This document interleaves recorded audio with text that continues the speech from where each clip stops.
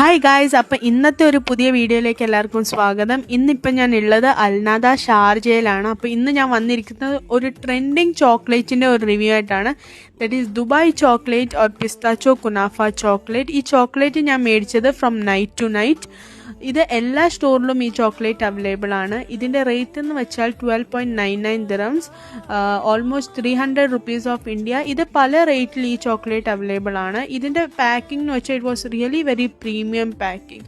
ഈ chocolate already melt ആയിട്ടുണ്ടായിരുന്നു.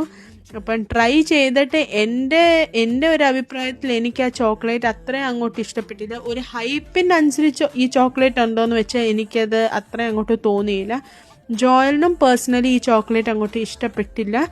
അപ്പം എക്സ്പ്രഷൻ കാണുമ്പോൾ നിങ്ങൾക്ക് മനസ്സിലാവും ഞങ്ങളുടെ ഒരു റിവ്യൂ. ഞാൻ വിചാരിച്ചു ഇതൊക്കെ ഇപ്പോൾ ചുരുട്ടി കൂട്ടി കളയുന്നു. പിന്നെ കുറച്ച് കഴിഞ്ഞപ്പോൾ പറഞ്ഞ് ഇത് കൊണ്ട് ഫ്രിഡ്ജ് ചെയ്ത് തണുത്തിട്ട് കഴിക്കാമെന്ന്.